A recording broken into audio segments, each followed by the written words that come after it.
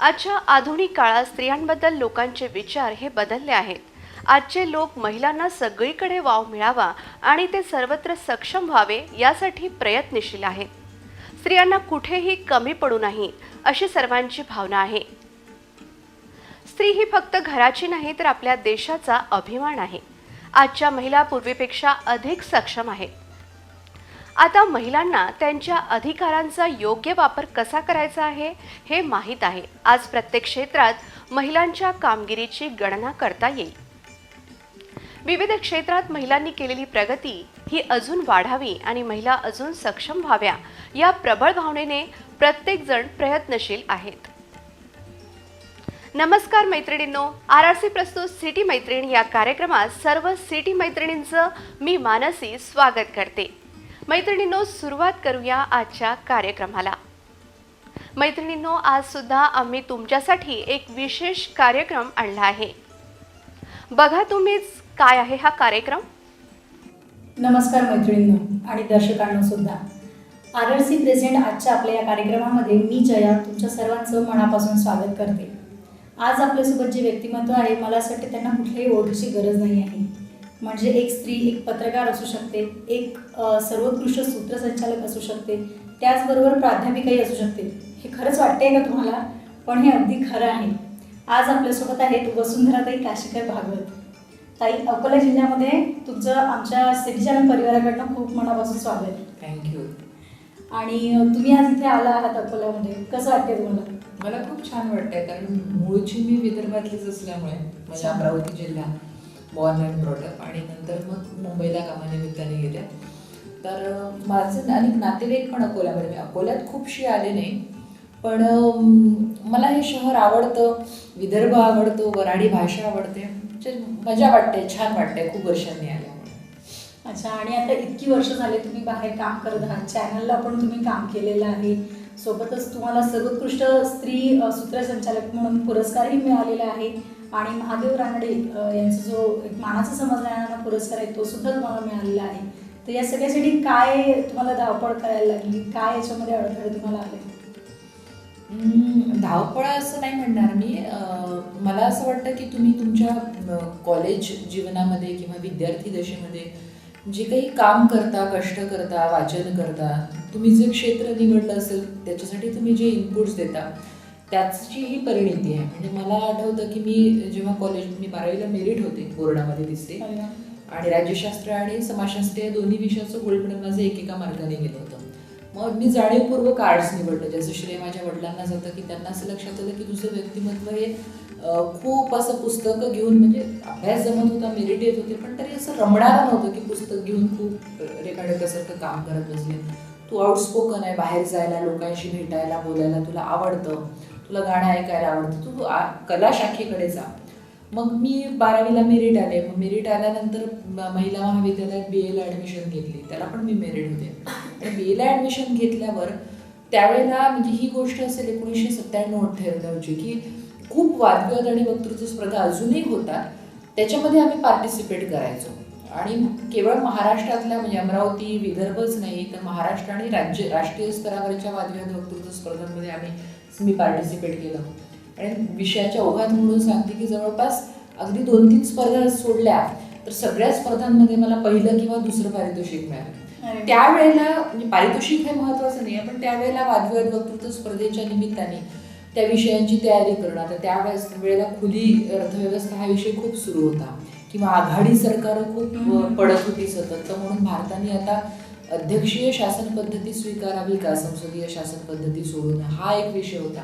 मग संसदीय शासन पद्धती म्हणजे काय, अध्यक्षीय शासन पद्धतीची काय वैशिष्ट्ये आहेत, खुली अर्थव्यवस्था म्हणजे काय, त्याचे फायदे काय, तोटे काय, ही एक अभ्यास करायची सवय लागली पहिली गोष्ट. आणि वडील नेहमी म्हणायचे की अभ्यास केल्याशिवाय तू बोलू नको.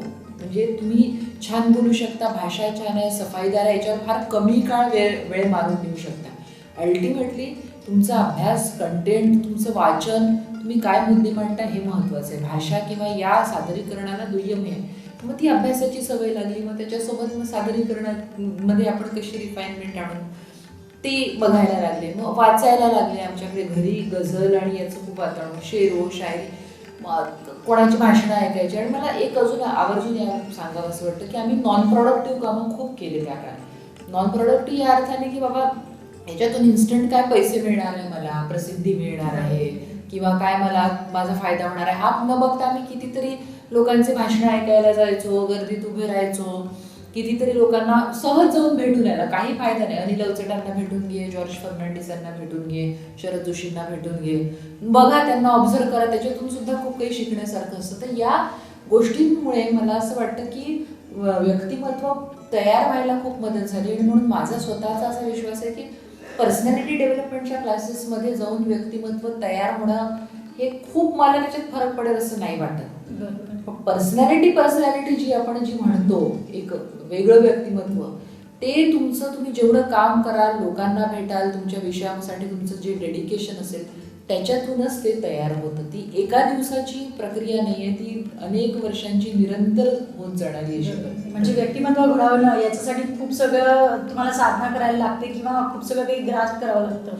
साधना वगैरे तो खूप दूरचे शब्द, म्हणजे खूप मोठा शब्द आहे. त्याच्या जवळपास साधना तपश्चर्याच्या जाणार नाही.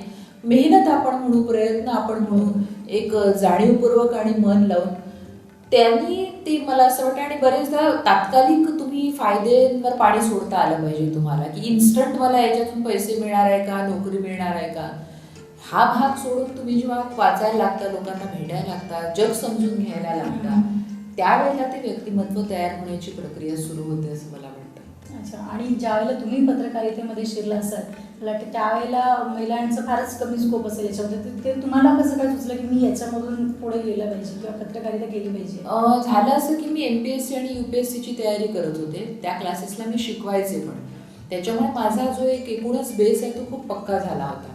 कारण MPSC आणि UPSCची तयारी करणाऱ्या विद्यार्थ्यांना कृषी विषयाचाही अभ्यास असतो. त्याला शेळी, मेंढी पालन, ऊसाच्या जाती, महाराष्ट्राचे हवामान प्रदेश हेही माहिती असावं लागतं. त्याला बेसिक अर्थसंकल्प, GDP, NNP, रिझर्व्ह बँकेचा रेपो रेट काय याची माहिती ठेवावी लागते. त्याला राज्यशास्त्र, राज्यघटना, पंचायत राज, समाज सुधारणा. माझा बेस खूप चांगला तयार झाला. आणि काही कारणाने मी MPSC UPSC पुढे न जाऊ शकल्यामुळे एक नॅचरल तुम्ही बघा की जे MPSC UPSC मध्ये जात नाही ते पत्रकारितेमध्ये जातात, कारण ते नेक्स्ट फील्ड त्याच्यासाठी खूप तयार असं टेलरमेड जॉब असतो. मला 2000 सालीच ETV तेव्हा नुकतंच मराठी चॅनल आला होता सह्याद्री व्यतिरिक्त. तेव्हा मला म्हणजे अँकर म्हणून तिथे इंटरव्ह्यू माझा त्यांनी बोलवलं होतं. हे पण झालं असतं माझं सिलेक्शन, पण मी खूप डेडिकेटेडली UPSC MPSC करत असल्यामुळे मी नाही गेले. मग ते MPSC UPSC झाल्यामुळे मग मी MA MPhil केलं. आणि मग या IBNच्या तेव्हा जागा निघाल्या, त्या अप्लाय केला. मग 3 पार्टमध्ये माझा इंटरव्ह्यू आणि सगळं ते झालं आणि सिलेक्शन झालं. तर मला असं वाटतं MPSC UPSCला त्याचं क्रेडिट आहे. आणि महिला त्यावेळेला नाही, आताही सगळीकडेच कमीच आहेत. म्हणजे तुम्ही जर चॅनल हेड बघितल्या तर खूप कमी चॅनल हेड, चॅनलच्या संपादकीय महिला आहेत किंवा पेपरच्या संपादकीय महिला आहेत.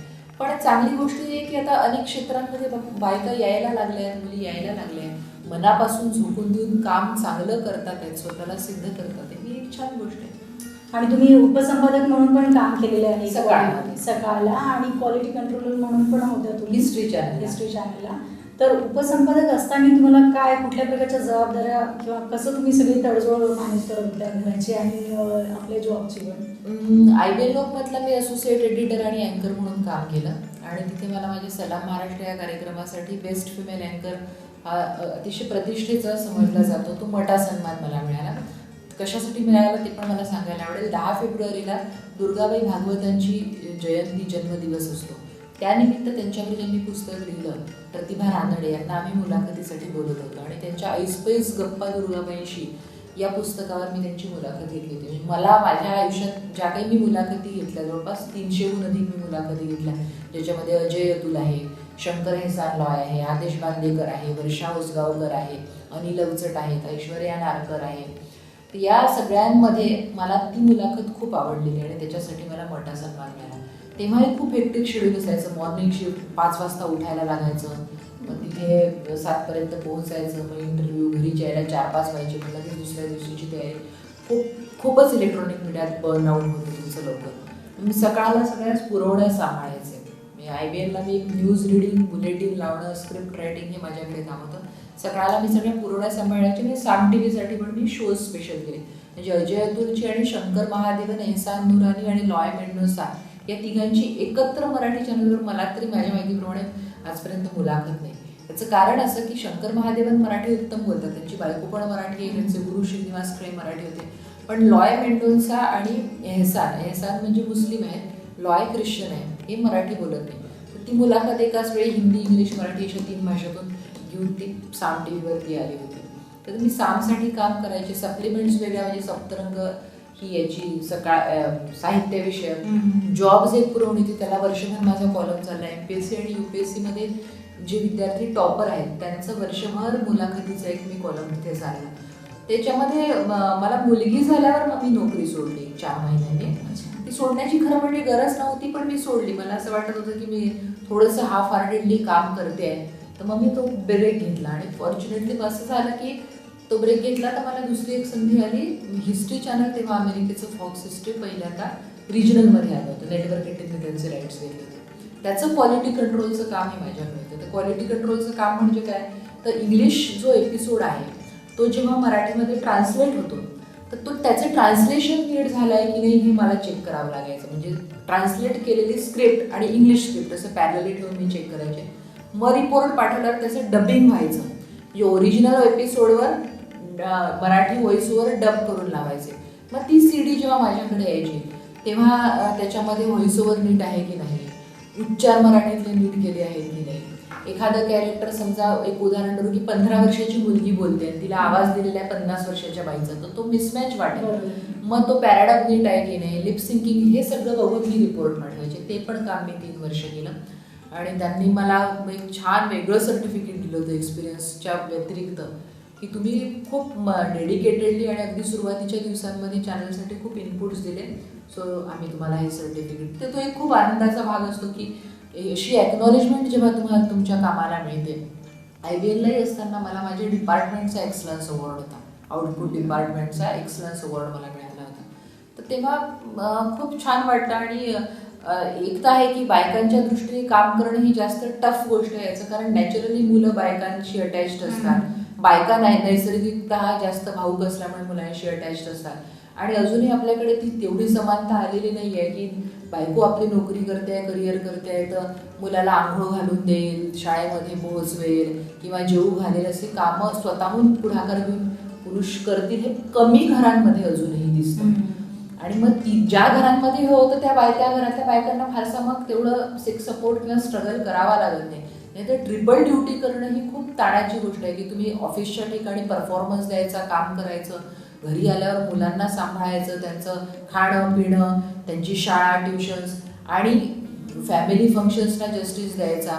तर ही सगळी ट्रिपल ड्युटी होते आणि मग तो खूप ताणाचा भाग होतो. आणि म्हणूनही अनेक बायका करिअर सोडतात म्हणायला जाणे. आणि मग आपल्याला आपण म्हणतो की स्त्रिया कमी आहेत या क्षेत्रांमध्ये. तर मला असं आणखी एक विचारायचं तुम्हाला की तुम्ही ज्या शहरांमध्ये होत्या राहायला, पुण्याला होत्या, तर मुंबईला होत्या आणि तर हे मेट्रो सिटीज झाल्या. पण जर आमच्याकडच्या ग्रामीण मुलींना या क्षेत्रामध्ये जर आवड असेल तर मग त्या स्कोप किती आहे त्याला, किंवा काय अपॉर्च्युनिटीज आहेत त्यांच्यासाठी? हे पहा, मला असं वाटतं की काम करणार, शिकण्याची इच्छा असणाऱ्याला नेहमीच संधी असतात. मग ते क्षेत्र कुठलंही असो, मग ते पत्रकारिता असो. हां, एक होऊ शकतं की कदाचित तुम्हाला काही काळ संघर्ष करावा लागेल, मनाजोगतं मिळणार नाही. पण आपल्या विदर्भामधून कितीतरी लोक पत्रकारितेमध्ये आहे की ज्यांनी खूप चांगलं काम केलं आहे, नाव काढतात आहे, चांगल्या पोस्टवर आहे, चांगल्या पगारावर आहे. आणि विदर्भच कशाला, म्हणजे पत्रकारिताच कशाला, कोथरूड वगैरे काही भाग तर आता इतका विदर्भमय झालेला आहे. अनेक सॉफ्टवेअर इंजिनियर जे तिथे हिंजवडीला काम करतात ते विदर्भातून आलेले आहेत. आणि मी बघितलं की विदर्भातले लोक जेव्हा पुण्या मुंबईकडे येतात तेव्हा ते फार जिद्दीने काम करतात आणि चांगले परफॉर्म करतात. त्याच्यामुळे ग्रामीण भाग वगैरे असं काही नाही आहे. मला असं वाटतं की तुमच्यात अभ्यास करण्याची इच्छा असेल, मेहनत करण्याची इच्छा असेल, सबस्टन्स असेल, शिकण्याची तयारी असेल, तर तुम्हाला पुणं काय मुंबई काय, तुम्हाला जग खुले. आणि असे अनेक उदाहरण आहे. पुणे मुंबई काय घेऊन बसले, आपण इंग्लंड, अमेरिका, युरोप वगैरे सुद्धा म्हणतो. अरे वा. तर तुम्ही आतापर्यंत 300पेक्षा जास्त मुलाखती घेतलेल्या आहेत आणि मला वाटतं रिसेंटली तुम्ही काहीतरी नरेंद्र मोदीजी आपले जे कार्यक्रमाचं अँकरिंग केलं होतं, त्यांच्या कार्यक्रमाचं पण अँकरिंग केलं होतं आणि एका पुस्तकाचं तुमचं जे लिखाण झालं, तर ते त्याच्या संदर्भात काय सांगाल त्या पुस्तकाविषयी? शेतकरी संघटनेचे दिवंगत नेते संस्थापक श्री शरद जोशी यांचे आणि आमच्या कुटुंबाचे अगदी घरगुती संबंध होते. तर ते जेव्हा गेले तेव्हा मला असं वाटलं की त्यांच्या कामाविषयी माहिती आहे बऱ्यापैकी लोकांना, की शेतकरी संघटना उभारली त्यांनी. शेतकरी संघटनेने विद्यापीठाचं, युनिव्हर्सिटीचं काम केलं शेतकऱ्यांसाठी, शेतकऱ्यांना अवेअर केलं, जागरूक केलं, सगळ्या गोष्टी. पण शरद जोशी माणूस म्हणून किती मोठे होते, किती विद्वान होते, किती कम्पॅशनेट होते. त्यांचं 5 भाषांवर संस्कृत, हिंदी, इंग्लिश, फ्रेंच, मराठी कसं प्रभुत्व होतं, साहित्यातली त्यांची समज, त्यांचं लिखाण याविषयी कमी लोकांना माहिती आहे आणि आपण ते लिहायला पाहिजे. तर त्याच्यामध्ये काही लोकांना माहिती होणं याहीपेक्षा मला जी काही एक अस्वस्थता आली होती किंवा मला खूप वाईट वाटलं ते गेल्यावर, ती रीती होणं हाही एक हेतू होता. तर मी ते पुस्तक लिहिलं. पुण्याच्या राजहंस प्रकाशनाने, जे मराठी साहित्य विश्वामध्ये अतिशय मोठं नाव आहे, आणि राजहंसनी तुमची स्क्रिप्ट स्वीकारणं हा एक सन्मान समजला जातो. त्यांना आवडली तरच ते स्क्रिप्ट स्वीकारतात. त्यांनी ते छापायचं ठरवलं त्यांना स्क्रिप्ट हे आवडल्यावर, आणि नितीन गडकरींच्या हस्ते, माननीय आपले मंत्री, त्यांच्या हस्ते त्याचं प्रकाशन झालं. ते प्रकाशन त्यासाठी की नितीनजींना मी सांगितलं होतं की तुम्हालाच का बोलवलं, तर नितीनजींना खूप आदर होता आहे शरद जोशींविषयी. त्यांचं वेगळेपण, मोठेपण त्यांना माहिती आहे, आणि कार्यकर्ते त्यांनी प्रशिक्षणाला भाजपचे अंबेठाणला पाठवले होते. तर मला असं वाटलं, नितीनजी तुम्ही खूप योग्य व्यक्ती आहात, या पुस्तकाचं प्रकाशन तुमच्या हस्ते व्हायला पाहिजे, कारण त्या माणसाची किंमत किंवा मोल तुम्हाला माहिती आहे. त्या पुस्तकाला खूप छान प्रतिसाद मिळाला. त्या पुस्तकाचं टायटल असं आहे, शरद जोशी शोध अस्वस्थ कल्लोळाचा, आणि त्या दुसरी आवृत्ती पण त्या पुस्तकाची आली आहे. अच्छा, त्यासाठी तुमचं खरंच खूप अभिनंदन. आणि तुम्ही प्राध्यापिका पण आहात, असिस्टंट प्रोफेसर म्हणून तुम्ही लोकनिर्यात जे पुण्याचं विद्यापीठ आहे तिथे, त्याविषयी काय सांगाल? प्राध्यापक म्हणून मी आधी पण बऱ्याच कॉलेजेसला व्हिजिटिंग म्हणून जायचे. टी व्ही जर्नलिझम हा माझा एक्सपर्टी, म्हणजे त्यातले तो विषय मुख्य होता. आता तिथे मी असिस्टंट प्रोफेसर जर्नलिझम मास डिपार्टमेंटला आहे. पूर्ण वेळेत मी तिथे काम करते, आणि broadcast journalism, anchoring and interview technique, soft skill आणि मीडिया एथिक्स हे माझे शिकवण्याचे तिथे विषय आहेत. याशिवाय मी माझी एक छोटीशी कंपनी पण काढलेली आहे, सॉफ्ट स्किल ट्रेनिंग कंपनी. त्याचं नाव आहे I transform skill enhancers private limited. त्या अंतर्गत आम्ही वेगवेगळे वर्कशॉप्स घेतो. म्हणजे माझं स्ट्रेंथ ही anchoring, interview technique, communication skill, interview skill हे असल्यामुळे मी तो वर्कशॉप घेते. बाकीच्या माझ्या ज्या कलिग्स आहेत त्या स्टायलिंगचा वर्कशॉप घेतात, डायनिंग एटिकेट, टेबल मॅनर्सचा वर्कशॉप घेतात, बिझनेस कम्युनिकेशनचा एक वर्कशॉप आमचा छान आहे, की बरेचदा ग्रामीण भागातली अतिशय हुशार मुलं सॉफ्टवेअरमध्ये जातात. मग त्यांना कळत नाही, मेल लिहिताना रिस्पेक्टेड सर लिहावं की डिअर सर लिहावं, थँक्स अँड रिगार्ड्स लिहावं, कॉमा कुठे द्यावा. त्या छोट्या छोट्या गोष्टी त्या वर्कशॉपमधून आम्ही शिकवतो, की ज्या वाटतात छोट्या, पण या लॉंग टर्ममध्ये खूप तुमच्या आत्मविश्वासावर इम्पॅक्ट पाडणाऱ्या असतात. आपण हॉटेलला गेलो, याच्या कॉर्पोरेट डिनर्स आणि या लंच होतात, मग काटा कोणत्या हातात पकडायचा, सुपरफिशियल गोष्टी आहेत या, पण तरी एवढ्या गोष्टींनी माझं म्हणणं आहे की तुमचा आत्मविश्वास कमी होणार असेल तर शिकवून घ्या ना. बरोबर, म्हणजे ते काही कठीण नाही आहे, शिकतं तर मग शिकवून घ्या. मग त्याचा एक आम्ही वर्कशॉप घेतो, 1 डे वर्कशॉप, हॉटेलमध्येच डायरेक्ट ठेवतो. स्टायलिंगचा एक खूप छान वर्कशॉप आहे. तर असे सॉफ्ट ती कंपनीचं पण फॅमिली माझं काम सुरू आहे. अरे वा. आणि आता जे आजची जनरेशन आहे त्यांना सगळं काही फास्ट फूड जे आहे किंवा सगळं काही अगदी फास्ट एक्सपेक्टेड असतं. ज्या प्रकारे आमच्या चॅनलला सुद्धा वेगवेगळे इव्हेंट आहेत, सेगमेंट आहेत, आम्ही तिथे अँकरिंग करतो वेगवेगळे लोक. तर असं हाऊस ठेवणाऱ्या लोकांसाठी किंवा अशा तरुणांसाठी तुम्ही काय मेसेज द्याल, की कसं अडॉप्ट केलं पाहिजे हे सगळं? हे सगळं म्हणजे अँकरिंग आहे किंवा टी व्ही समोर येण्याचा फेम, आजकालची क्रेज झालेली आहे सोशल मीडियामुळे, किंवा टी व्हीवर येण्याची जी क्रेज असते सगळ्यांना, तर ते खरंच तेवढंसं सोपं आहे का, की त्यासाठी कुठला अभ्यास केला पाहिजे? टी व्हीवर येणे हे खूपच ग्लॅमरस, आणि हे सगळ्यांना वाटत असतं की आपण टी व्हीवर दिसायला पाहिजे. तुम्ही कदाचित काही तुमच्या ओळखीमुळे दिसू नाही जाल कधी, पण लॉंग टर्ममध्ये तुम्हाला जर या क्षेत्रामध्ये काम करायचं आहे आणि टिकायचं आहे, तर पहिले काम करून बघावं लागेल की आवडत आहे का. एक काही काळ हाऊस भागेपर्यंत ठीक आहे, मग ती तुमची पॅशन नाही याचा अर्थ. तुम्हाला लॉंग टर्ममध्ये काम करायचं आहे तर तुम्हाला कंटाळा नाही येणार, आणि लॉंग टर्ममध्ये काम करायचं असेल तर तुम्हाला अभ्यासाशिवाय, वाचनाशिवाय, मेहनतीशिवाय काही पर्याय नाही, सबस्टिट्यूटच नाही. त्याच्यामुळे टी व्हीवर काम करणं इथपर्यंत ठीक आहे की मला टी व्हीवर दिसावं असं वाटतं, पण करून बघावं आणि मग निर्णय घ्यावा की हे जमतंय का. आणि हे टी व्हीसाठी नाही, कुठेही लागू आहे की हे मला जमतंय का, आवडतंय का. कधी कधी गोष्टी जमतात खूप चांगल्या पण आवडत नाही, कधी कधी गोष्टी आवडत असतात पण जमत नाही. तर हे दोन्ही जुळून येणं की जमतही आहे, आवडतही आहे, मग तुम्ही काहीतरी त्या क्षेत्रासंदर्भात निर्णय घेऊ शकाल. मग काम करताना तुम्हाला थकवा पण कमी येईल, तुम्ही ते एन्जॉय कराल. मनाविरुद्ध जर तुम्ही करत असाल तर मग तुम्हाला थकवा येतो किंवा मग बर्नआउट व्हायला लागतं. मला वाटतं हे तपासणं स्वतःला आणि ओळखणं हे खूप जास्त महत्त्वाचं आहे बरोबर आहे. आयुष्यामध्ये. त्यासाठी मला वाटते बराच संयमही पाहिजे असतो आणि आपली स्वतःची सुद्धा मेहनत गरजेची आहे या सगळ्यासाठी. ते म्हणजे स्वतःचा शोधच आहे ना तो, की मला नेमकं काय आवडतं, मला नेमकं काय जमतं. शोध घेतल्याशिवाय तुम्हाला जमत नाही, म्हणजे कळत नाही. आणि त्याच्यासाठी बरेचदा ठोकरा पण खाव्या लागतात तुम्हाला. मग कधीतरी लक्षात येतं की अरे आपल्याला चित्र काढणं जमतं, पण आता त्यात परत इतका म्हणजे आपल्याला मुलाखतीचा तेवढा तो भाग घेता येणार नाही, पण त्यात हा भाग आहे की जे जमतं जे आवडतं त्याच्यातून परत पैसे मिळतात का, काय चित्र काढायला खूप आवडतं, पण चित्र विकल्या जातील का माझे. मी काही व्हॅन गॉग नाही, व्हॅन गॉगची आयुष्याच्या हयातीत चित्र विकल्या नाही गेले. तो बिचारा गेला दरिद्री अवस्थेत आणि नंतर त्याच्या मृत्यूनंतर कोट्यावधीने चित्र. मग तेवढी तुमची तयारी आहे का की ही किंमत देण्याची. त्यांनी नाही केलं चित्र काढण्याशिवाय दुसरं काहीच. त्यांनी ठरवलं की मी उपाशी मेलो तरी चालेल, पण मी चित्रच काढीन. मग ती तेवढी तयारी आहे का हे बघायला पाहिजे. त्याच्यासाठी किंमत चुकवावी लागते. तर हे असे अनेक फॅसेट्स करिअर निवडताना त्याच्यामध्ये आहे. मग त्यात सॅटिस्फॅक्शन आहे. म्हणजे व्हॅन गॉगचे चित्र विकल्या गेले नाही त्याच्या हयातीत तरी त्याला सॅटिस्फॅक्शन खूप होतं. आणि मग ते फ्रस्ट्रेशन त्याला नव्हतं की मी माझ्या आवडीचं काम करतोय, भले त्याला आज रेकग्निशन नसेल. या अनेक गोष्टी त्याच्यात येतात. तुम्ही एक खूप छान सूत्रसंचालिका, परत प्राध्यापिका आणि पत्रकार म्हणून, पण तर या सगळ्यामधून तुम्हाला तुमचा आवडतं कॅरेक्टर कुठलं आहे?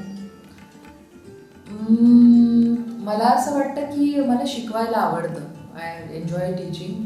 मला कम्युनिकेट करायला आवडतं आणि मला लोकांशी बोलायला आवडतं. म्हणजे मला मुलाखत आवडते. मला असं वाटतं लोकांचं आयुष्य आपण समजून घ्यावं रस्त्यावर. आणि मला उत्सुकता आहे खूप. म्हणजे रस्त्यावर माझ्या घराच्या तिथे एक रफू आलाय आणि त्यांनी इतकी छान सोय करून ठेवलेली आहे. त्या भिंतीवर त्यांनी लिहिलं आहे की रफू काम होगा, समय सकाळी 10 ते 2. तो तेवढ्याच वेळात तिथे बसतो. रफूचं कारण त्याच्याकडे अशा मर्सिडीज अशा कार लागतात आणि मोठमोठ्या कारने ते करून घेतात. मग 2 नंतर आणखी कुठेतरी मी एकदा त्याच्याशी बराच वेळ बोलत बसते. तर मला माणसं समजून घेणं, त्यांच्या भावना समजून घेणं, त्यांच्या कामाच्या पद्धती समजून घेणं हा माझ्यासाठी खूप इंटरेस्टिंग पार्ट आहे. आणि एवढंच आतापर्यंत स्वतःला मला माझ्याबद्दल समजलं आणि स्टील मी एवढं म्हणेन की माझंही अजून शोध संपलेला नाही, माझे शोध चालूच आहे. ठीक आहे. आणि मला आणखी हे विचारायचं होतं तुम्हाला की हे सगळे यशोशिखर गाठत असताना वैयक्तिक आयुष्यात काय तडजोडी करावी लागेल तुम्हाला? म्हणजे तुम्ही माझ्याशी खूपच आदराने बोलतात, पण असं यशोशिखर वगैरे नाही. म्हणजे खूप अचिव्हमेंट केलेले लोक आहेत. तर काय या काही अचिव्हमेंट्स आहेत, म्हणजे मी खोटी विनम्रता पण धारण करणार नाही. तडजोडी ॲटसच नाही आहे, पण कधी कधी बॅलन्सिंग तुम्हाला करावं लागतं की तुम्हाला कुटुंबासाठी वेळ देणं किंवा ताण येतो, तुम्हाला भूमिकांचा ताण येतो की आपल्याला बायको म्हणून वेळ देता येत नाही आहे किंवा आपण कामाच्या ठिकाणी नीट. तर हा एक भाग आहे. तडजोडी मला नाही वाटत मी आतापर्यंत काही तडजोडी केल्या माझ्या आयुष्यामध्ये. आणि मी जे निर्णय घेतले ज्यावेळी म्हणजे IBN लोकमतची मी नोकरी सोडली तेव्हा मला मोठा सन्मान मिळाला होता. माझी पोस्ट खूप चांगली होती, असोसिएटेड एडिटर आणि अँकर. पण आजच्या घडीपर्यंत मला असं म्हटलं होतं माझ्या एका मित्राने की तू हे तुझ्या इलेक्ट्रॉनिक मीडियातल्या करिअरचं सुसाईड करते, आत्महत्या करते. तर मी म्हटलं मला आनंद आहे ती आत्महत्या करण्यामध्ये आणि तो माझा निर्णय आत्महत्या करण्याचा. आणि खरंच सांगते आजच्या क्षणापर्यंत मी नोकरी सोडली याचा मला पश्चाताप नाही. आणि मी कधी असं जतवलं पण नाही माझ्या मिस्टरांना की पहा मी किती मोठं त्याग केलेला आहे, तिथं सारखं त्याला एवढं दबवून टाकायचं त्या उपकाराखाली बोलून म्हणजे तो माझा निर्णय होता, माझ्या आनंदासाठी मी ते केलं होतं. तर त्याच्यामुळे मला आजच्या क्षणापर्यंत रिपेंटेशन नाही या कुठल्या गोष्टीचं मी केलेलं आहे. अच्छा, आता आयुष्यात मागे वळून बघताना असं काही वाटते का काही करायचं राहून गेलं? नाही, माझं आयुष्य अजून काही झालंच नाही. मागे मी 60-70ची नाही आहे, मी अजून खूप जगणार आहे. मला अजून अनेक गोष्टी करायच्या आहेत त्या मी करणार आहे. त्याच्यामुळे हा प्रश्न नकोच मागे वळून पाहतात. आणि आता पुढची तुमची फ्युचर एक गोष्ट आठवली म्हणजे ती तुलना चुकीची आहे, पण चर्चिलला एकदा त्यांच्या वाढदिवसाला मला वाटतं 80-90 होतं एका चित्रकाराने त्यांना म्हटलं की चर्चिल तुम्ही जगले तर तुमच्या 90व्या वाढदिवसाला काय तुम्ही करत असाल. अशा तऱ्हेचा तो किस्सा एक्झॅक्ट आठवते. चर्चिल म्हणाले अरे तू अजून 10 वर्ष सहज जगशील. तो 30 वर्षांचा होता. म्हणजे चर्चिलची एवढी खात्री होती की मी जगणारच आहे. तर तसं मला असं वाटतं की आयुष्य खूप पडलेलं आहे आणि असे अनेक गोष्टी करायच्या आहेत मला. म्हणजे तो गालिबचा शेर आहे ना की हजारो ख्वाहिशें ऐसी की हर ख्वाहिश पे दम निकले. तशा माझ्या अनेक इच्छा आहेत. आणि आता पुढचं फ्युचर प्लॅन्स काय आहेत, काय काय आणखी करायचं आहे पुढे? मला बेसिकली खूप शिकायला आवडतं. तर सध्या मी आता उर्दू लिपी शिकते. म्हणजे मला उर्दू समजते सगळी, देवनागरीतली सगळी समजते, अर्थ तलफ्फुज उच्चार चांगले आहे, पण मी लिपी शिकते आहे. लिटरेचर मला आवडतं, तर लिटरेचरचा अभ्यास करते. काही प्रोग्रॅम्स मी असे गझल ॲप्रिसिएशनचे तयार करते की सर्वसामान्य लोकांना त्यातलं सौंदर्य समजून सांगावं. हे सध्याच आहे. बाकी असं खूप फिरण्याची आवड आहे, खूप वेगळ्या अर्थाने की ते कल्चर, संस्कृती. जसं बनारसला जायचं, याला जायचं, कुठे आपल्या कलकत्त्याला काली मंदिर बघायचं की जिथे तासन तास आपले रामकृष्ण परमहंस कालीशी गोष्टी करायचे, ते कसे करत असतील, हे काही या काही गोष्टी करायच्या. मग खूप पुढचे असे प्लॅन्स नाही. अच्छा. आणि जेव्हा आता तुम्ही हे सगळ्या धावपळीमध्ये असता, तर ट्रॅव्हलिंग जे तुम्हाला करायला आवडतं, मी असं वाचलंय तुमच्या प्रोफाईलमध्ये की तुम्हाला गझलमध्ये पण खूप जास्त इंटरेस्ट आहे, त्याविषयी थोडंसं. गझल माझं फर्स्ट लव्ह आहे, म्हणजे माझी पॅशनच आहे. त्याचं कारण असं की माझे वडील हे कॉलेजला प्रोफेसर होते आणि ते कॉलेजमधून घरी आल्यावर काय करायचे, चित्रा सिंग आणि जगजीत सिंगच्या गझल लावायचे. त्यावेळेला ऑर्डर होते, त्यात ते कॅसेट्स टाकायचे आणि मग आईन बाबा चहा व्हायचे. त्याच्यामुळे मी लहानपणापासून तेच कानावर पडलं. तर मला, मी पुस्तकातही लिहिलेलं आहे की मी वयाच्या 3ऱ्या वर्षी, म्हणजे चॉकलेटचा बंगला किंवा ते कोणतं ससा रे ससा वगैरे हे म्हणण्याच्या ऐवजी अनुप जुरटांची चांद अंगडाई आले रहा है हीच म्हणायला लागली 3 वर्षाची. तर ते इतकं, त्याच्यामुळे ते असं नॅचरली ती आवड लागली मला. मग आवड लागल्यावर हळूहळू मग त्या गझलमधले जे कठीण शब्द होते उर्दूतले, मग डिक्शनरीज घेतल्या त्याच्यासाठी, मग त्यात अर्थ शोध, मग त्यातलं सौंदर्य समजून घे. म्हणजे शायरनी लिहिली ती गझल, त्या शायरची माहिती घे. असं करत करत ते उर्दूचं माझं वेळ इतकं की ते सगळ्यांना माहिती आहे. म्हणजे सगळे वसुंधराचं अँकरिंग येणारे आज शेअर क्यू नाही आहे उसमें असं म्हणतात. तर ती खूप, आणि ती सुंदर भाषा आहे, श्रीमंत भाषा आहे उर्दू, आणि फार रिच आहे आणि नेमक्या शब्दात आशय व्यक्त करणारी आहे. सौंदर्य समजल्यावर त्यात खूप आनंद घेता येतो तुम्हाला. बरं. आता अकोल्यामध्ये तुम्ही आज आलेला आहात, आता तुम्ही केव्हापर्यंत मुक्काम करणार आहात? आणि सगळ्यात महत्त्वाचं म्हणजे की आमच्यासाठी तुम्ही इथे आले की आमच्यासाठी एक पर्वणीच होती. नाही, तुमच्यासाठी पण नाही, मी माझ्यासाठी आले. आपण असं कोणासाठी वगैरे काही काम करत नसतो, आपण सगळं स्वतःसाठी करत असतो. वर्कशॉप डॉक्टर निलेश पाटील यांनी तो ऑर्गनाईज केला, अँकरिंग, कम्युनिकेशन स्किल आणि इंटरव्ह्यू स्किल, आणि मी तिथे त्याचे ट्रेनर शिकवायला आले. उद्याचा रविवार आहे, उद्या संध्याकाळी मी वर्कशॉप संपला की मग परवाला पुण्याला जाणार. मला इथे वारंवार यायला आवडेल आणि तुमच्या सगळ्यांशी बोलायला आवडेल आणि असे वर्कशॉप्स घ्यायला मला खूप आवडतं. आम्ही सुद्धा तुम्हाला परत इथे बोलवणारच आहे आणि तुम्हाला खूप सगळ्या त्रास पण देणार आहे, कारण आम्हाला खूप काही शिकायचं आहे तुमच्याकडनं. म्हणजे आमची तर आता नेमकी सुरुवातच झालेली आहे, तेव्हा आम्हाला अपेक्षित आहे की तुम्ही इथे परत आलं पाहिजे आणि आम्हाला पण तुमच्याकडनं गाईडलाईन्स अपेक्षित आहे. जरूर, मला खरंच खूप यायला आवडेल आणि आपण भेटत राहू. इथं माझं माहेरच आहे विदर्भ, त्याच्यामुळे काही प्रश्नच नाही. आणि तुमचं आतापर्यंत तुमच्या जे अचिव्हमेंट्स होत्या त्यासाठी तुमचं खूप सगळं अभिनंदन, आणि तुमच्या पुढच्या वाटचालीसाठी आमच्या सिटी चॅनल परिवारातर्फे तुम्हाला खूप सगळ्या शुभेच्छा. खूप धन्यवाद आणि तुमचे आभार मानते की चॅनलनी मला इथे आमंत्रित केलं, तुम्ही माझी खास मुलाखत ठेवली, प्रश्न चांगले विचारले, त्याच्यामुळे 4 लोकांपर्यंत आणखी माहिती पोहोचेल. सो तुमचे मनापासून आभार. Thank you so much. धन्यवाद ताई. आणि ह्या होत्या वसुंधराताई काशीकर. एखादी स्त्री जर तिने ठरवलं तर ती कुठपर्यंत उंच गाडी घेऊ शकते हे तुम्ही बघू शकता. याचं जिवंत उदाहरण आपल्यासमोर आज होतं. आणि याचबरोबर आजचा आपला भाग इथे संपत आहे. धन्यवाद. मैत्रिणींनो, आम्ही रोज असे भाग तुम्हाला दाखवत आहोत ज्यामुळे महिलांमध्ये असलेले सुप्त गुण माहिती होतील. याकरिता वेळ झाली आहे छोट्याशा विश्रांतीची. विश्रांतीनंतर इथेच भेटू. खुश खबर मैत्रिणींनो, गेले 2 वर्षांपासून आपण ज्याची अगदी आतुरतेनं वाट बघत होता ती वेळ आता संपली आहे. सिटी मैत्रीणचे कार्यक्रम लवकरच सुरू होत आहेत. गुढीपाडव्याच्या शुभ मुहूर्तावर नोंदणी सुरू होते आहे. संपूर्ण वर्षभर विविध कार्यक्रम, सहल, स्पर्धा, तुमच्यात दडलेल्या कलागुणांना सर्वांसमोर आणण्याची सुवर्ण संधी आणि तुम्हाला तुमच्या हक्काचे व्यासपीठ प्राप्त होणार आहे. ते म्हणजे फक्त आणि फक्त सिटी मैत्रीणच्या माध्यमातून. तर मग तयारीला लागा वर्षभर एन्जॉय करण्यासाठी आणि आजच आपली नोंदणी निश्चित करा. सिटी चॅनलच्या गांधी रोड स्थित कार्यालयात 500 रुपये नोंदणी शुल्क अदा करत नोंदणी करा. आणि हो मैत्रिणींनो, तुम्ही गिफ्ट घ्यायला विसरू नका. ऑफिस वेळेत तुम्ही सिटी चॅनलच्या गांधी रोड स्थित कार्यालयातून गिफ्ट घेऊन जाऊ शकता.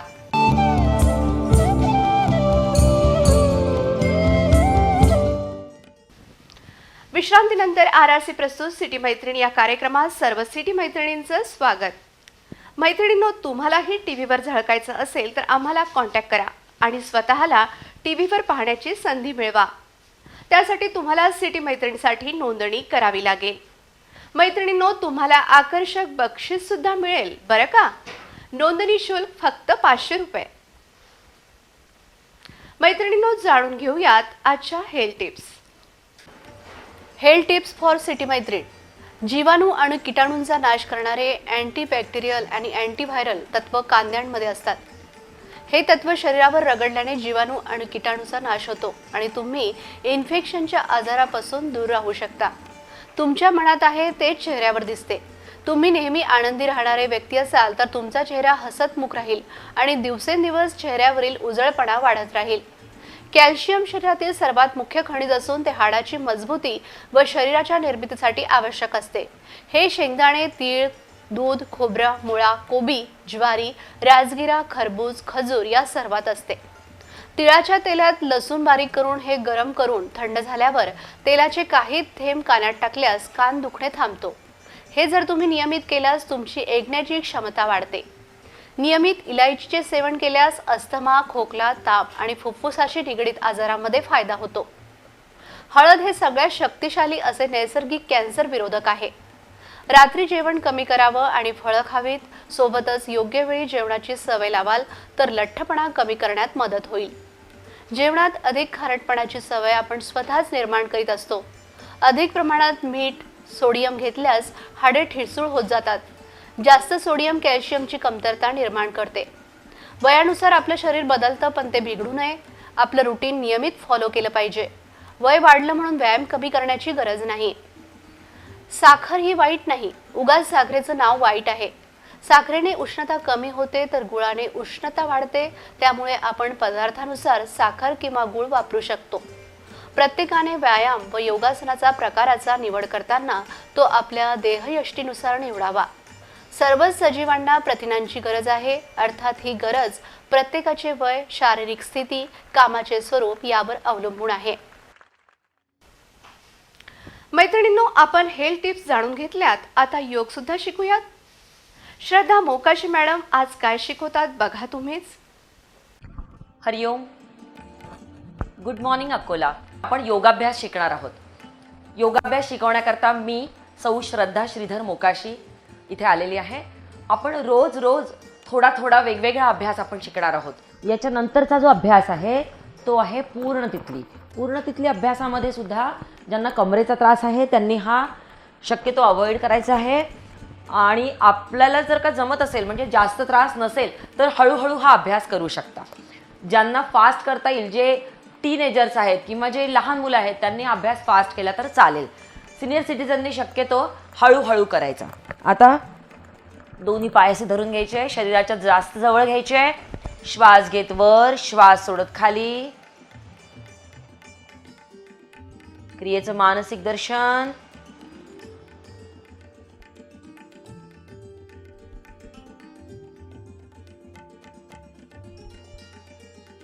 आता ज्यांना कमरेमध्ये त्रास नाहीये आणि जे यंग आहेत त्यांनीही फास्ट करता येते क्रिया. ती कशी करायची ते सांगते. श्वास सुद्धा याच्यामध्ये जोडायचा आहे आणि फास्ट क्रिया आपण करायची आहे.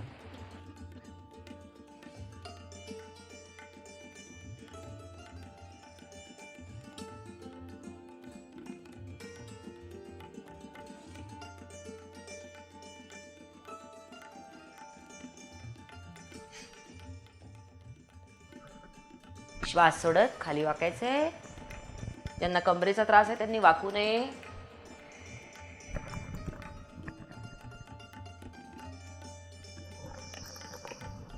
श्वास घेत वर. हीच क्रिया प्रकारांतर आणखी एका प्रकाराने आपल्याला करता येते. हात गुडघ्यांवर ठेवून श्वास घेत वर, श्वास सोडत खाली. हळू करायचे 5 वेळा. डोळे बंद करून क्रियेचं मानसिक दर्शन करायचंय. जेव्हा अशा प्रकारे क्रिया होते तेव्हा ती जास्त इफेक्टिव्ह होते. त्याचा लाभ आपल्याला चांगला मिळतो. कॉन्सन्ट्रेशन वाढतं आणि वेळेचा पूर्ण सदुपयोग होतो. आता ही क्रिया आपण पुन्हा 50 वेळा फास्ट करणार आहोत. ज्यांना शक्य असेल त्यांनीच करायची, कमरेचा त्रास आलेली नाही करायची.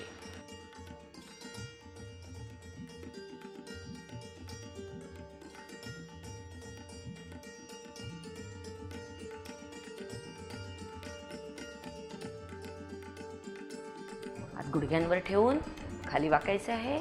श्वास सोडत सोडत हळूहळू.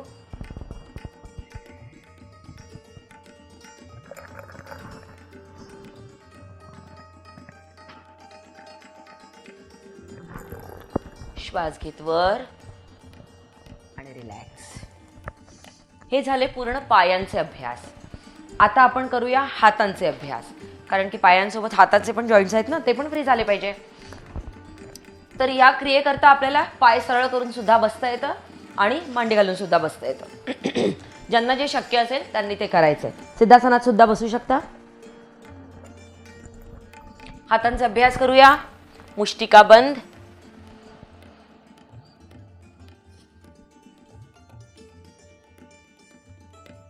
मणिबंध नमन.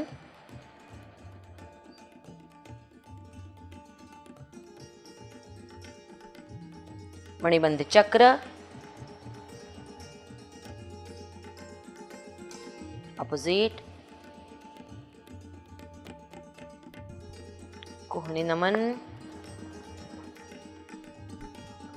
अपवर्ड डायरेक्शनला श्वास घेत जायचा, डाऊनवर्डला सोडायचा. प्रबाहू चक्र.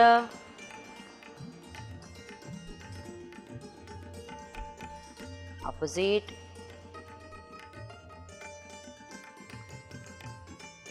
दुसऱ्या हाताने. सगळ्या क्रिया 5-5 वेळा करायच्या आहे. अपोजिट. द्विस्कंध चक्र. बोट जोडून खांद्यांवर ठेवायची आहे आणि डोपरांना नेहमी समोर जोडण्याचा प्रयत्न करायचा आहे. वर घेताना श्वास घ्या, खाली आणताना श्वास सोडा. किंवा फिरवणारा अभ्यास अंतरकुंभक मध्ये करू शकता. अपोजिट.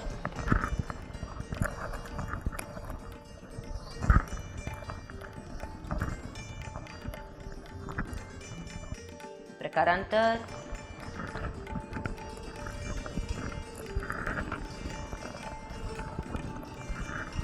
अपोजिट.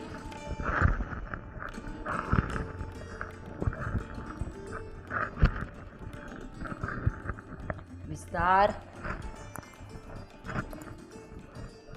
श्वास घेत उघडायचे, श्वास सोडत जोडायचे. ग्रीवा संचालन. मानेचा अभ्यास करायचा आहे. मानेच्या अभ्यासाकरता ज्यांना सर्वाइकलचा त्रास असेल त्यांनी समोर मान नाही झुकवायची आहे, फक्त मागे मागे फिरवायची. ठीक आहे. आणि ज्यांना चक्कर येत असेल त्यांनी गोल नाही फिरवायची. बाकी सगळेजण करू शकता. समोर मागे करायचं आहे. पहिले श्वास घेत मागे, श्वास सोडत पुढे 3 वेळा.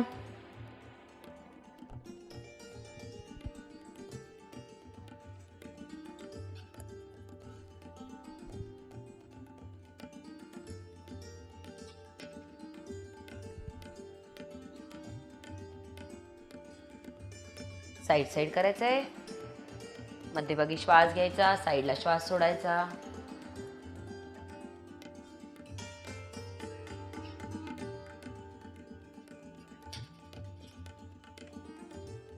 डावी उजवीकडे बघायचंय.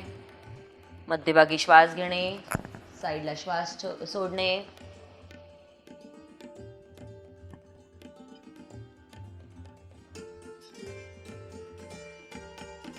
ज्यांना चक्कर येत असेल त्यांनी गोल फिरवणं टाळायचंय. कानाचा स्पर्श खांद्यांना करत दोन्ही बाजूने 3-3 वेळा फिरवायचंय.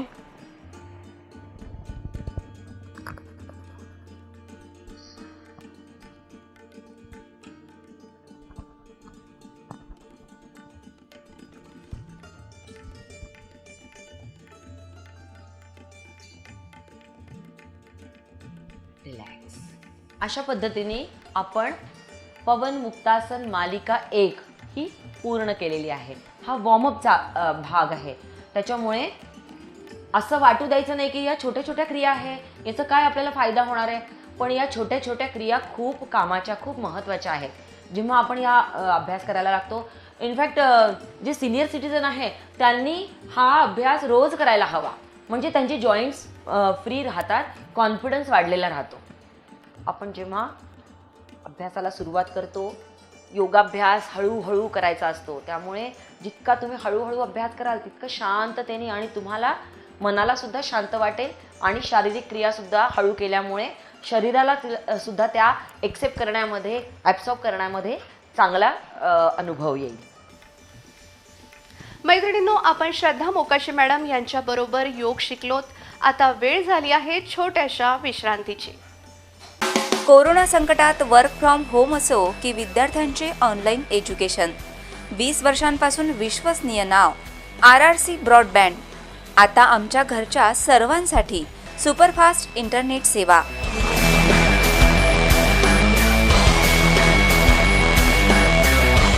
चोवीस तास मिळवा 100 Mbps ची स्पीड.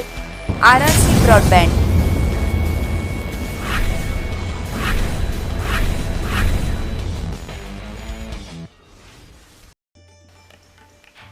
विश्रांतीनंतर सर्व मैत्रिणींचं सिटी मैत्रिणी या कार्यक्रमात खूप खूप स्वागत.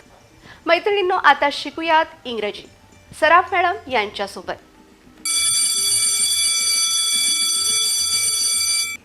नमस्कार दर्शक हो, मी कीर्ती सराफ आपल्या सगळ्यांचं आजच्या इंग्लिश स्पीकिंग सेशनमध्ये स्वागत करते. Hello everyone, this is Kirti Saraf and I would like to welcome you all in today's English speaking session. मित्रांनो, मागच्या इंग्लिश स्पीकिंग सेशनमध्ये आपण रिलेशनशिप्स पाहिले होते. नवीन नवीन रोजच आपण वाक्यरचना, कन्स्ट्रक्शन आपण रोज शिकत असतो. आज आपण आय वॉन्ट टू पण पाहिलं होतं. आपण I want to become, I want you to असे कन्स्ट्रक्शन आपण पाहिले होते. आय वॉन्टला थोडंसं इलॅबोरेट अजून केलं होतं आपण. त्याचे 3 प्रकार आपण मागच्या सेशनमध्ये पाहिले होते. आत्ताच्या सेशनमध्ये आज आपण एक नवीन टॉपिक शिकणार आहोत. तो म्हणजे मेरे इसके सिवा जमता ही नहीं, मुझे इसके सिवा होता ही नहीं. त्याला इंग्लिशमध्ये काय म्हणतात? आणि ही गोष्ट मला बिलकुलच चालत नाही, याला इंग्लिशमध्ये काय म्हणतात? की माझं या गोष्टीशिवाय होतच नाही आणि मला ही गोष्ट बिलकुलच चालत नाही. या 2 वाक्यांना किंवा या 2 थॉट्सला इंग्लिशमध्ये कसं बोलायचं तेच आपण शिकणार आहोत. तर पहिलं शिकूया की माझं याच्याशिवाय पानही हालत नाही किंवा मेरा इसके शिवा जमताही नाही. ओके, तर त्याला इंग्लिशमध्ये म्हणतात I can't do without. I can't do without means मेरा इसके सिवा चलता ही नहीं, मुझे इसके सिवा जमता ही नाही. किंवा आपण असं म्हणू शकतो मला याच्याशिवाय काही होऊच नाही शकत, है ना, माझं पानही नाही हालत याच्याशिवाय. So that is called as I can't do without. I can't do without means माझं याच्याशिवाय काही खरं नाही आहे, मला याच्याशिवाय शक्य नाही आहे. ओके, तर आता त्याचे वाक्य बनवूया आपण. I can't do without my Maugham, माझं माझ्या आईशिवाय पानही हालत नाही. I can't do without my mobile, मोबाईलशिवाय तर काही शक्य नाही आहे, कारण आजकालची जनरेशन आपण सगळेच actually without mobile we can not do anything. The moment you get up from the sleep till the moment you go to the bed, you should have, everybody must have mobile in their hand. म्हणजे ज्या क्षणाला तुमचे डोळे उघडतात, म्हणजे सकाळी उठतात, तर झोपी जाईपर्यंत आपल्याला मोबाईल हवा असतो. काही ना काहीतरी काम असतं किंवा आपण आपल्या लाईफमध्ये मोबाईलने इतकी जागा घेतली की मोबाईलशिवाय आपलं भागतच नाही. तर त्याला इंग्लिशमध्ये काय म्हणायचं? I can't do without mobile. मोबाईलशिवाय शक्यच नाही. शॉपिंग त्याच्यावर आहे, ऑर्डर प्लेस त्याच्यावर करणं आहे, कॉलिंग आहे, संपर्क आहे, बर्थडे विशेष देणं आहे, मेल्स आहे, ऑफिसचं काम आहे, इवन ऑनलाईन टीचिंग आहे, ऑनलाईन लर्निंग आहे, होमवर्क आहे, सबमिशन आहे, सगळं सगळं सगळं सेलिब्रेशन्स ऑनलाईन आहे आता.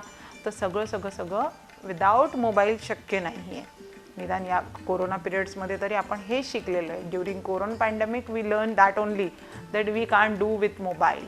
मोबाईल होते म्हणून आपण कसं तरी सर्वाईव्ह केलं, घरात राहू शकलो इतक्या वेळ, आहे ना, कोणाशी संपर्क न ठेवता. ओके, सो त्याला आपण इंग्लिशमध्ये म्हणायचं आहे I can't do without my mobile. माझ्या मोबाईलशिवाय माझं काहीच खरं नाही आहे किंवा मला जमतच नाही मोबाईलशिवाय. त्याच्यानंतर I can't do without my dad. बाबांशिवाय तर मला काही खरं नाही आहे, शक्य नाही, मला काही मीन्स माझं पानही हालत नाही त्यांच्याशिवाय. I can't do without my wife. माझ्या पत्नीशिवाय माझं काही खरं नाही आहे. Wife's can not do without the husband. कारण जितकं बॅलन्स वाईफ करते तितकंच बॅलन्स बाहेरच्या कामांचं हजबंड पण करत असतो घरामध्ये. तर वाईफ असं म्हणू शकते I can't do without my husband. माझ्या हजबंडशिवाय माझं म्हणजे काही खरं नाही आहे, तो जर नसेल तर. ओके, तर त्याला म्हणायचं I can't do without my husband. Mother can't do without her kids. आईला जर मुलं बाळं आजूबाजूला नसले तर तिचं काही खरं नसतं. येस, तिला काही सुचत नाही कामं. ओके, सो मदर और Maugham can not do without her kids. Okay, I can not do without teaching. मला जोपर्यंत टीचिंग नाही करणार मला काही सुचत नाही, काहीतरी चुकल्यासारखं वाटतं. येस, तो मला ते शक्यच नाही आहे. I can not do without teaching. Okay, I can not do without my moped. किंवा यंगस्टर्स म्हणजे जनरली बॉईजचं बोलूया आपण. Youngsters can not do without their bike. तुम्ही त्यांना कामं भरपूर सांगा, but if they have a vehicle they will do it. तर तुम्ही त्यांना गाडी दिली ते सगळे काम करणार. तर मग आपण असं एक वाक्य बनवू शकतो, youngsters can not do without the bike. त्यांना बाईकशिवाय काही त्यांचं खरं नाही आहे. ओके, त्यांचं भागतच नाही. Some people can not do without drinking. त्यांना ड्रिंकिंग अल्कोहोल. त्यांना जे लोक ड्रंकर्स असतात, हार्ड ड्रंकर्स असतात, म्हणजे मराठीमध्ये जे खूप ड्रिंक करतात, दारू पितात, त्यांना म्हणतात drunker, hard drunker. So drunkers can't do without drinking alcohol. ते अल्कोहोल म्हणजे दारू, तर त्यांना त्या दारूशिवाय काही सुचतच नाही. Then some people can not do without tobacco. Tobacco म्हणजे तंबाखू. काही लोकांना तंबाखूशिवाय जमत नाही. So these are the bad habits actually, but त्यांना त्यांच्याशिवाय जमतच नाही. My grandfather can't do without spectacle. Spectacle म्हणजे चष्मा. ओके, माय ग्रँडफादर और grandma can not do without spec. Spec म्हणजे पण चष्माच होतं. ठीक आहे, तर त्यांचं चष्म्याशिवाय काही खरं नाही. My brother can't do without the laptop. तो त्या लॅपटॉप शिवाय त्याला जमतच नाही, because online work, online office आहे, ऑनलाईन ट्रान्झॅक्शन आहे. So my brother can not do without laptop. Okay, I can not do without my friend. माझ्या फ्रेंडशिवाय तर मला काही शक्यच नाही आहे, कारण इतकी सवय झालेली असते आपल्याला त्यांची. I can not do without my sister. मला माझ्या सिस्टरशिवाय जरा अशक्यच आहे. येस, कारण your brother and sister, your siblings are always helping you in all the sorts of work. Yes, in all the stuff they are helping you. आपले जे भाऊ बहीण असतात ते आपल्याला सतत मदत करत राहतात, सपोर्ट करत राहतात, सांभाळून घेत राहतात. म्हणून आपण असं वाक्य बोलू शकतो, I can not do without my brother and sister. Yes, ब्रदरला ब्रो म्हणतात, सिस्टरला सिस म्हणतात इंग्लिशमध्ये. आता हे जे ॲडव्हान्स इंग्लिश होतं आहे तर त्याच्यामध्ये हॅलो ब्रो, हॅलो सिस, तर bro means brother and sis means sister. Okay, तर I can not do without हे शिकलो की मला याच्याशिवाय जमतच नाही. I can not do without the medicines. म्हणजे मेडिसिनशिवाय शक्य नाही आहे, because some people have to take the medicines every day. Like old people, they have to take the medicines of BP and sugar every day. They cannot do without the medicines. Old people cannot do without the medicines. Okay, I cannot do without talking. अगर मैंने किसी से बात नहीं की तो मेरा बस means I cannot do anything. Yes, मेरा चलेगा ही नहीं because of my profession.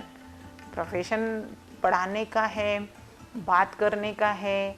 अगर मैं बात नहीं करूँगी तो आपका प्रोग्राम कैसे टेलीकास्ट होगा. So I can not do without talking. बिना बात किए तो मेरा चलेगा ही नहीं. ओके, सो ये बिना बात किए या किसके बगैर नहीं चलेगा हमने देखा है. Now we are going to see I can't do with. मला हे चालणारच नाही. I can't do with the liars. मला खोटारडे लोक सहनच नाही होत. I can't do with non veg food. मला नॉनव्हेज फूड चालतच नाही. I can't do with the drunkers. मला ड्रिंक करणारे लोकांसोबत जमतच नाही. I can't do with the penny pinchers. Penny pinchers म्हणजे कंजूस लोक जे कुठेच पैसा खर्च करत नाही. That are called as penny pinchers. कंजूस. येस, मायझर पण म्हणतात त्याला. So I can't do with penny pinchers. I can't do with rude people. मला खूप उद्धट लोकांसोबत माझं काही जमत नाही. I can't do with the strict people. Strict लोकांसोबत माझं जमत नाही. Okay, generally these are the just the sentences. I can't do with the negative thinkers. आपण निगेटिव्ह थिंकिंग करणाऱ्यांना मगाशी शिकलेलो होतो. मागच्या एपिसोडमध्ये एक वर्ड शिकलो होतो, पेसिमिस्ट. ऑप्टिमिस्ट म्हणजे आशावादी आणि पेसिमिस्ट म्हणजे जे लोक निगेटिव्ह थिंकिंग करतात त्याला म्हणतात pessimist. So I can't do with pessimist people और I can't do with negative thinkers. जे लोक सतत निगेटिव्ह थिंकिंग करतात, निराशावादी असतात, माझं त्यांच्यासोबत काही जमत नाही. I can't do with maths. मला मॅथ्स जमतच नाही. I can't do with biology. मला बायोलॉजी जमतच नाही. I can't do with social studies. Social studies म्हणजे इतिहास, भूगोल, नागरिकशास्त्र. So I can't do with social studies. Some people can't do with English. त्यांना थोडा इंग्लिशचा प्रॉब्लेम असतो. पण जर तुम्ही आमचा प्रोग्राम रोज पाहत आहात तर तुमचा इंग्लिशचा प्रॉब्लेम परमनंटली सॉल्व्ह आम्ही करणार आहोत. Just you have to give the 15 minutes daily. तुमचा इंग्लिशचा प्रॉब्लेम जो आहे प्रत्येकाचा आहे तो आम्ही परमनंटली सॉल्व्ह करणार आहोत. तुम्हाला द्यायचे फक्त 15 मिनटं रोज. ओके, तर तुमचा इंग्लिशचा प्रॉब्लेम नक्की सॉल्व्ह होईल. Okay, so I can do with I can't do with English. मला इंग्लिश जमत नाही. I can't do with Sanskrit. मला संस्कृत जमतच नाही. I can't do with cheaters. जे लोक दुसऱ्यांना धोका देतात ते लोक मला आवडत नाही किंवा जमतच नाही. I can't do with lazy people. मला आळशी लोकांशी जमत नाही किंवा ते जमतच नाही ते लोक मला.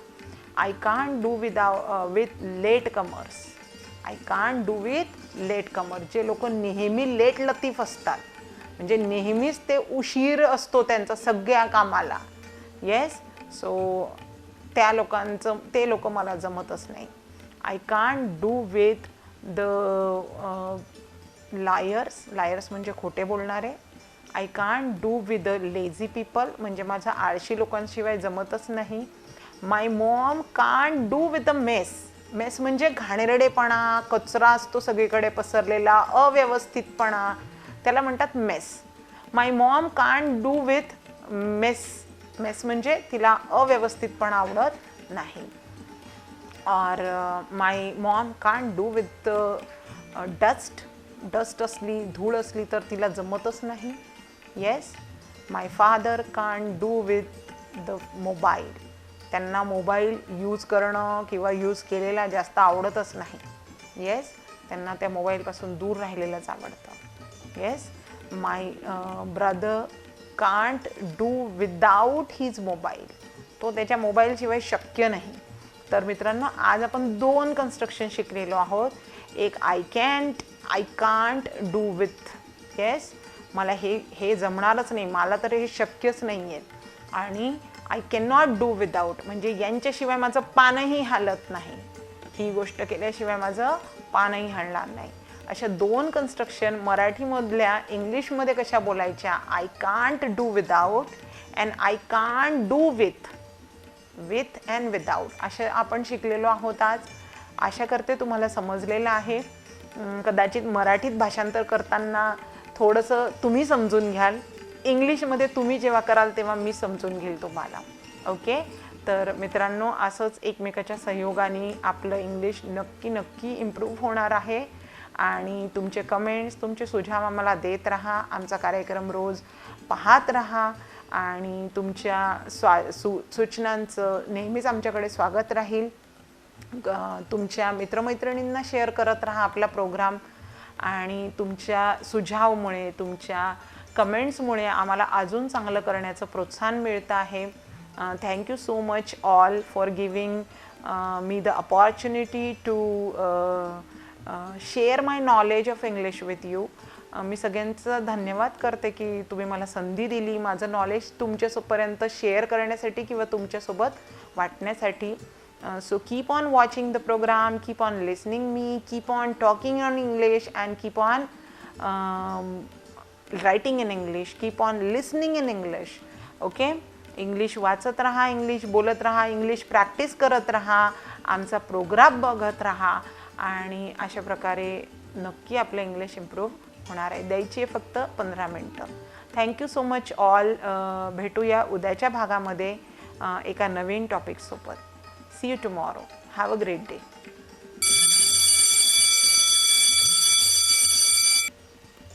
मैत्रिणींनो, आत्ताच आपण सराफ मॅडम यांच्याकडून इंग्रजी शिकलोत. आता आपण पुढे पाहूयात ब्युटी टिप्स. काय आहेत आजच्या ब्युटी टिप्स जाणून घ्या. उन्हाने गळ्यावर टेनिंग होऊन जाते, ज्याने आपला चेहरा जरी गोरा दिसला तरी मान काळीच दिसते.